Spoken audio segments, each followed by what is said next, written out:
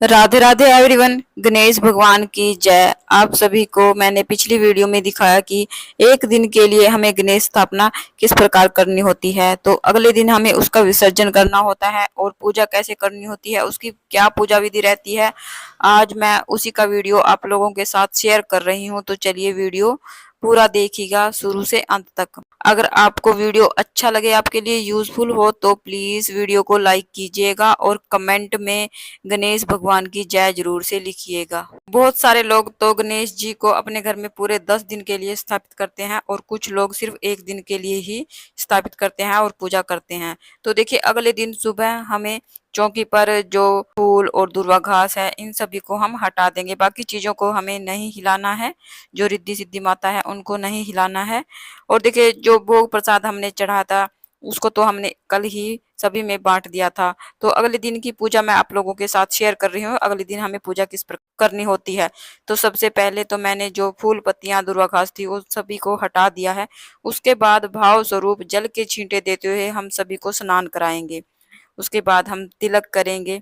रोली से हमें तिलक करना है। उसके बाद तिलक पर अक्षत समर्पित करेंगे। जिस प्रकार हमने कल पूजा की थी उसी प्रकार हमें आज पूजा करनी है। उसके बाद मैंने देसी घी का दीपक जला दिया है। उसके बाद हम भोग समर्पित करेंगे। जो भी भोग प्रसाद आपने बनाया है वो भोग प्रसाद गणेश भगवान जी को समर्पित करेंगे। ऋतु फल समर्पित करेंगे, या जो भी भोग प्रसाद आपके पास है वो भोग प्रसाद आप समर्पित करें।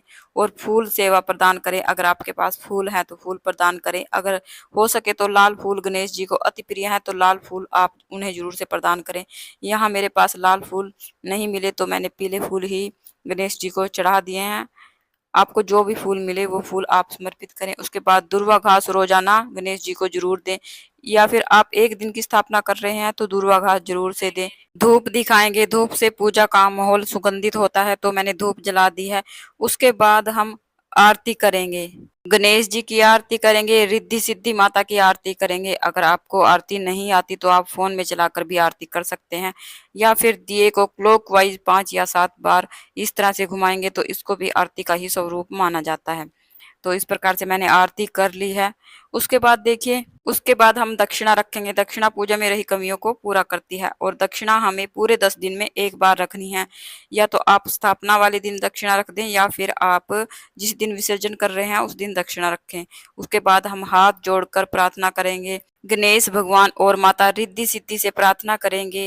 हे गणपति बप्पा, मैंने आपको एक दिन के लिए या फिर 10 दिन के लिए अपने घर में विराजित किया था। अगर इस बीच मुझसे कोई गलती हुई हो तो मुझे क्षमा करना। तो इस प्रकार से हम प्रार्थना करेंगे और अपनी मनोकामनाओं को पूर्ण करने के लिए गणेश भगवान से प्रार्थना करेंगे।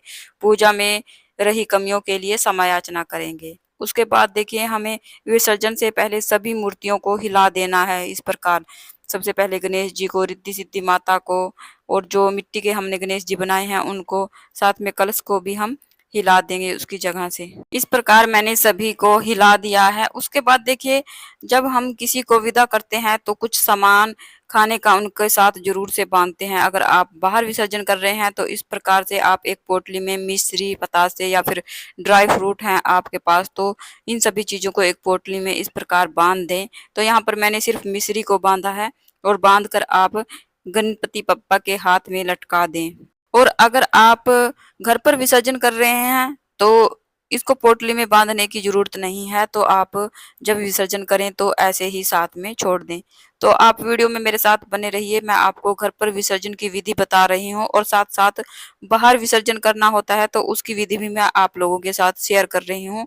वो चीजें भी मैं आप लोगों को बता रही हूँ। उसके बाद जो भोग प्रसाद है इसको हम परिवार के सभी सदस्यों में बांट देंगे विसर्जन के बाद। देखिए, सबसे पहले हम जल के छींटे देते हुए रिद्धि सिद्धि माता का विसर्जन कर लेंगे। इस प्रकार रिद्धि सिद्धि माता का विसर्जन हो गया है, और इस सवारी को आप फिर से पूजा में यूज कर सकते हैं। उसके बाद हम गणपति बप्पा, जो हमारे घर के मंदिर के गणपति बप्पा जी हैं, उनको भी हम जल के छींटे देते हुए फिर से मंदिर में विराजमान कर लेंगे। आइए अब देख लेते हैं कि कलश का हमें क्या करना है। तो देखिए, जो हमने नारियल रखा था इसको हम भोग प्रसाद सभी में बांट देंगे विसर्जन के बाद। और देखिए, जो आम के पत्ते, फूल पत्तियां हमने चढ़ाई थी, इन सभी को हम गमले में गाड़ देंगे ताकि इनका खाद बन जाए। उसके बाद जो कलश में जल है इसके हम पूरे घर में छींटे दे देंगे, ये बहुत शुद्ध जल होता है। और बाकी बचा हुआ जल इसको हम पौधों में डाल देंगे, और जो सिक्का सुपारी में डाला है, सिक्का सुपारी को हम फिर से पूजा में यूज कर लेंगे। उसके बाद जो भी फूल पत्तियां हैं चौकी पर, इन सभी को हम एक पात्र में इकट्ठा कर लेंगे और इनको हम मिट्टी में या गमले में दबा देंगे ताकि इनका खाद बन जाए। तो इस तरह से मैंने सभी चीजों को इकट्ठा कर लिया है। उसके बाद चावल को भी आप एक कटोरी में इकट्ठा कर लें। अगर आपने ज़्यादा चावल चढ़ाए हैं तो आप इनको किसी को दान कर सकते हैं, या फिर आप पंछियों को भी इनको डाल सकते हैं। अगर किसी को दान कर रहे हैं तो इतने चावल होने चाहिए कि किसी का एक समय का भोजन बन जाए। उसके बाद दक्षिणा को भी आप किसी को दान कर सकते हैं। उसके बाद हम एक शुद्ध पात्र में जल लेंगे, उसमें थोड़ा सा फूल और रोली और थोड़ा सा गंगा जल इसमें मिला लेंगे, और ये पानी हमारा बिल्कुल नदी की तरह शुद्ध हो जाएगा गंगा जल इसमें मिला लेने से। तो जब भी आप किसी मूर्ति का विसर्जन करें तो थोड़ा सा गंगा जल इसमें जरूर से मिला लें। तो देखिए मैंने पूरा पात्र भर लिया है ताकि हमारी मिट्टी की मूर्ति अच्छे से गल जाए। उसके बाद जिन्हें आप किसी को दान कर सकते हैं, या फिर आप साथ में विसर्जन कर दें अगर आप नदी नाले में विसर्जन के लिए जा रहे हैं। तो इस प्रकार से हमें विसर्जन करना होता है। हमें 3 डुबकी गणपति बप्पा को जल में लगानी होती है, और तीसरी डुबकी में हम गणपति बप्पा को छोड़ देंगे। गणपति बप्पा मोरया, मंगल मूर्ति मोरया। इस प्रकार से हम गणपति बप्पा का विसर्जन कर देंगे। अगर आपको पात्र में पानी कम लग रहा है तो थोड़ा पानी और डाल दें। उसके बाद थोड़ी सी मिश्री मैंने साथ में छोड़ दी है। जिस प्रकार अगर आप बाहर जाकर विसर्जन कर रहे हैं तो आप पोटली में बांध दें, पोटली अपने आप ही नदी तालाब में खुल जाएगी, और जो भी आपने कुछ बांधा है तो मछलियां उसको खा जाएंगी। तो इस प्रकार से हमारा विसर्जन हो जाएगा घर पर बहुत ही आसान तरीके से। मिट्टी की मूर्ति है, बहुत जल्दी पानी में घुल जाएगी। इस प्रकार हम गणपति बप्पा का विसर्जन करेंगे और हाथ जोड़कर गणपति बप्पा से अगले साल फिर से आने के लिए प्रार्थना करेंगे। तो फ्रेंड्स, गणपति विसर्जन की ये वीडियो आपको कैसी लगी कमेंट में जरूर बताना।